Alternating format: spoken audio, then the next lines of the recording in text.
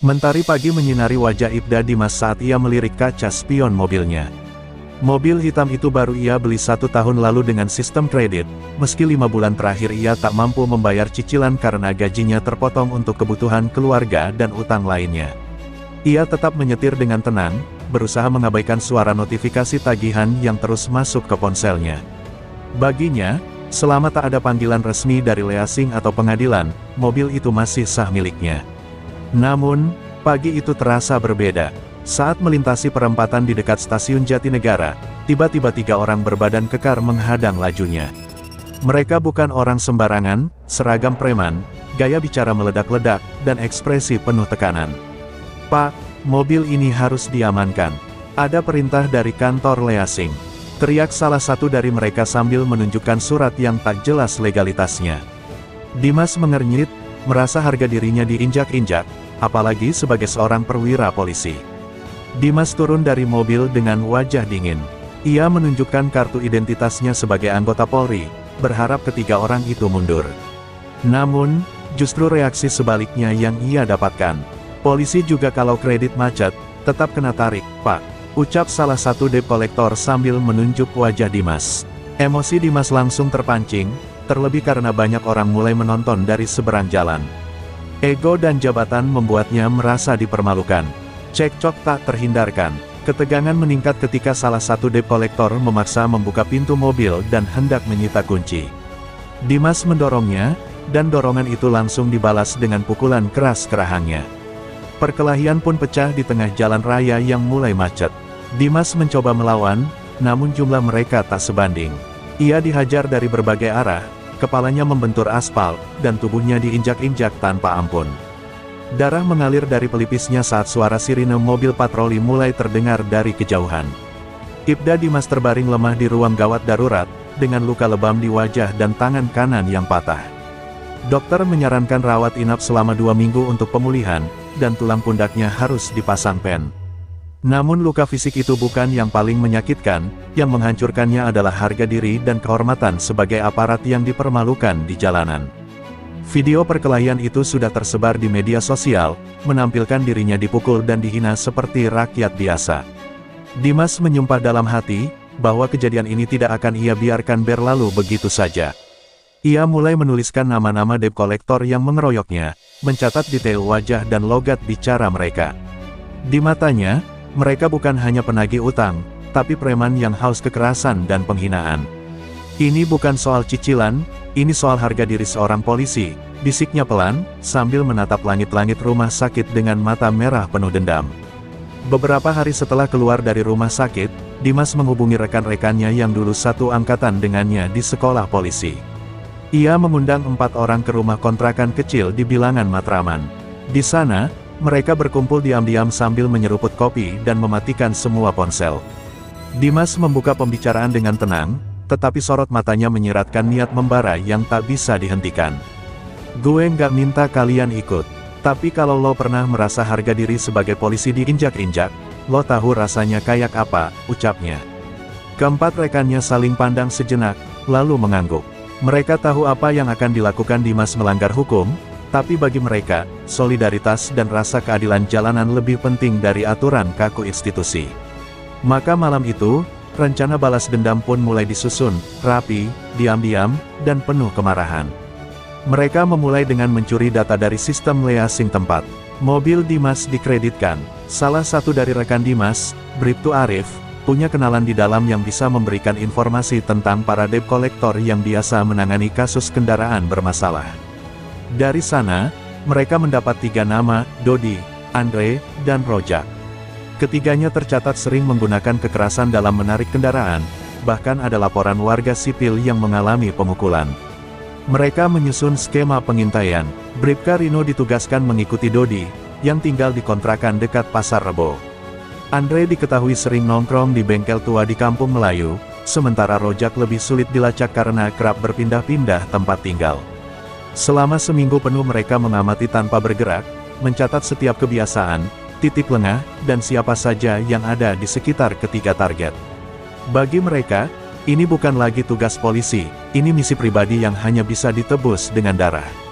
Malam itu langit gelap dan hujan gerimis turun perlahan. Dimas dan ketiga rekannya mengenakan jaket hitam dan masker penutup wajah. Mereka bergerak menuju kontrakan Dodi dan Andre yang ternyata tinggal bersebelahan. Waktu sudah menunjukkan pukul 1 dini hari, dan lingkungan sekitar tampak sepi. Mereka masuk tanpa suara, menggunakan kunci palsu hasil rakitan Bribtu Arif, yang pernah bekerja di bagian forensik alat bukti. Begitu pintu terbuka, Dimas masuk lebih dulu, membawa sebilah pisau yang ia beli dari pasar Pramuka 2 hari lalu. Dodi yang sedang tertidur di ruang tengah langsung disergap, mulutnya dibekap, dan pisau menancap berkali-kali di dadanya. Andre sempat terbangun dan melawan, tapi Bribka Rino menghajarnya dengan linggis ke arah lutut hingga roboh, lalu Dimas menghabisinya dengan tusukan ke perut dan leher. Dua mayat tergeletak di dalam kontrakan berlumur darah, dan mereka meninggalkan lokasi dengan dingin, tanpa jejak. Rojak adalah target terakhir. Ia dikenal paling licik dan kejam di antara ketiganya, dan karena itu ia lebih waspada. Setelah dua temannya ditemukan tewas secara mengenaskan, Rojak langsung menghilang dari kontrakannya di Bekasi.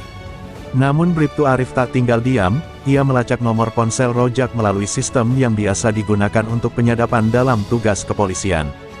Dari sana diketahui bahwa Rojak bersembunyi di rumah pacarnya di Cibubur. Tanpa banyak bicara, keempat polisi itu menyusun rencana cepat. Mereka tahu jika Rojak sempat kabur lebih jauh, kemungkinan besar ia akan menghilang selamanya. Malam itu juga mereka berangkat, berpura-pura sebagai tamu dengan menggunakan taksi online. Begitu Rojak membuka pintu karena mendengar suara bel, ia disergap dan langsung diseret ke dalam mobil. Kali ini, mereka tak menghabisinya di tempat, mereka ingin Rojak tahu rasa takut dulu, merasakan teror yang pernah Dimas alami di jalanan. Rojak dibawa ke sebuah gudang kosong milik kenalan Bribka Rino di pinggiran Depok.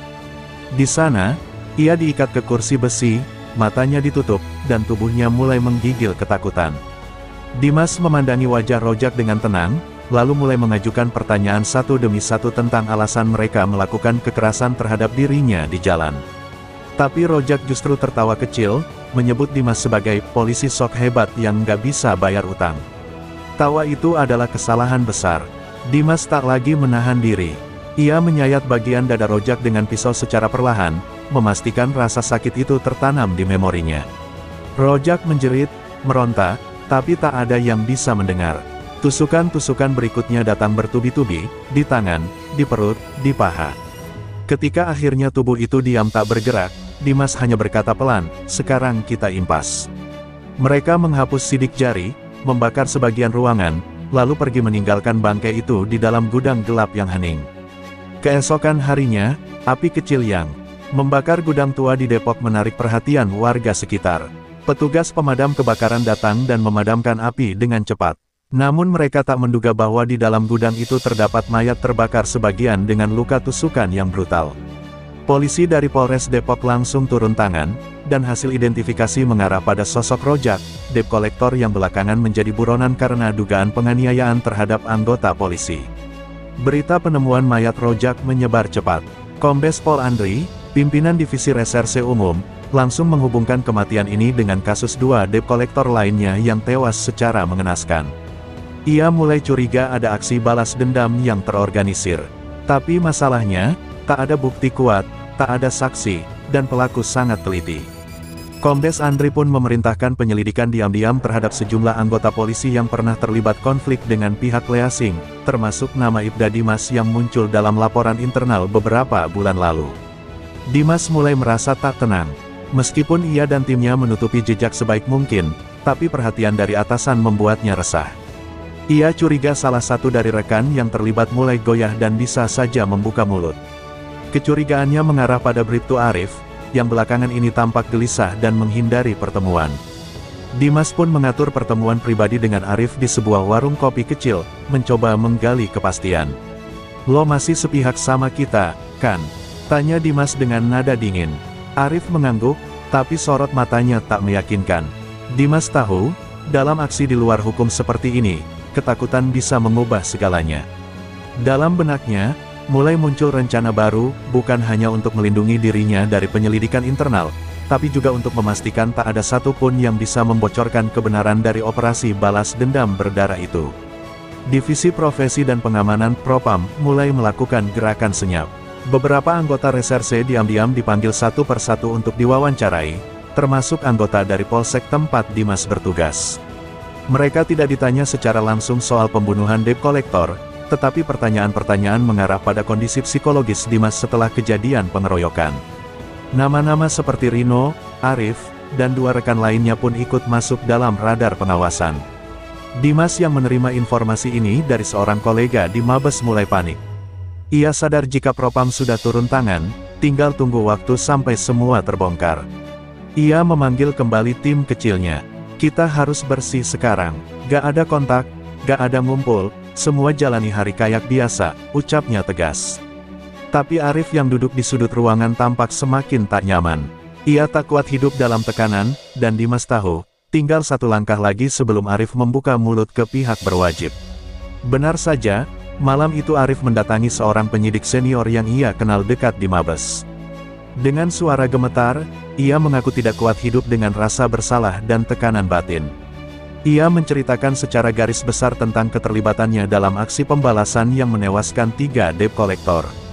Penyidik itu langsung melaporkan kepada atasannya. Maka dimulailah operasi pengintaian terhadap Dimas dan kawan-kawan secara lebih ketat.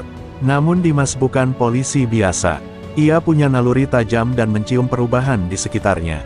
Beberapa wajah asing sering mondar-mandir di sekitar rumahnya, dan motor tak dikenal kerap berhenti di ujung jalan. Ia sadar waktunya tak banyak. Maka malam itu, ia mengambil satu keputusan gila, kalau memang harus jatuh, gue akan ajak mereka jatuh bareng. Dimas mulai bergerak dalam diam. Ia menghapus semua bukti digital, pesan, rekaman CCTV yang sempat ia simpan, bahkan membakar jaket dan senjata yang digunakan saat eksekusi. Ia juga menyebar dokumen berisi rekam jejak keempat rekannya, termasuk Arif, ke beberapa media anonim dan akun whistleblower, seolah-olah mereka bertindak sendiri dalam pembunuhan itu dan Dimas hanyalah korban framing. Sementara itu, Arif mulai gelisah. Ia sadar, dengan membuka mulut, dirinya juga sudah masuk ke lubang neraka. Beberapa malam ia menerima pesan ancaman anonim dan merasa selalu diawasi. Tapi nasi sudah jadi bubur. Propam mulai menyusun kronologi berdasarkan pengakuannya, dan tinggal menunggu surat perintah resmi untuk menahan Dimas dan rekan-rekannya. Namun, sebelum surat itu turun, sebuah ledakan informasi terjadi. Sebuah email misterius dikirim ke redaksi 3 media nasional. Isinya adalah foto-foto eksekusi, peta lokasi, dan pengakuan anonim bahwa 3 debt collector dibunuh oleh anggota polisi yang ingin menegakkan keadilan dengan caranya sendiri. Berita ini meledak, netizen terbelah, sebagian mendukung aksi Dimas, menganggapnya sebagai bentuk perlawanan terhadap premanisme berkedok legal, sementara sebagian mengecam brutalitas polisi yang mengambil hukum di tangan sendiri. Kapolri pun angkat bicara dalam konferensi pers. Ia menyebut akan membentuk tim independen untuk mengusut kasus ini dan tidak menoleransi tindakan di luar hukum oleh aparat sekalipun itu dilakukan atas nama dendam atau keadilan. Nama Ibda Dimas mulai menjadi headline. Dimas, yang menyaksikan semua dari layar TV rumahnya, hanya tersenyum miring dan berkata pelan, permainan baru saja dimulai. Dimas tahu dirinya sudah masuk daftar pencarian orang, DPO, secara internal. Ia tak bisa lagi kembali ke kantor, apalagi ke rumah. Dengan identitas palsu, ia menghilang dari radar, bersembunyi di sebuah rumah kos tua milik pamannya yang tinggal di daerah pesisir Pandeglang. Sementara itu, polisi terus memburu jejaknya, dan wajahnya terpampang di berbagai layar berita. Ia kini bukan hanya buronan hukum, tapi juga simbol dari polisi yang melawan sistem dengan caranya sendiri. Di tempat persembunyiannya, Dimas menyiapkan satu langkah terakhir. Ia mulai menulis pengakuan panjang tentang praktik kotor debt collector, kerjasama leasing dengan premanisme, serta lemahnya perlindungan hukum terhadap masyarakat. Ia berniat membocorkan semuanya secara publik, bukan untuk minta belas kasihan, tapi untuk menyampaikan bahwa balas dendamnya bukan hanya soal luka pribadi, melainkan juga tentang sistem yang rusak dari akar. Namun aparat bergerak cepat. Melalui pelacakan transaksi keluarga dan pemetaan jaringan sosial, posisi Dimas akhirnya terdeteksi. Sebuah tim khusus dari Mabes bergerak diam-diam menuju Pandeglang. Malam itu, ketika Dimas sedang mengetik lembar terakhir pengakuannya, terdengar dentingan kecil dari jendela. Dalam hitungan detik, pintu jebol dan senjata diarahkan ke wajahnya.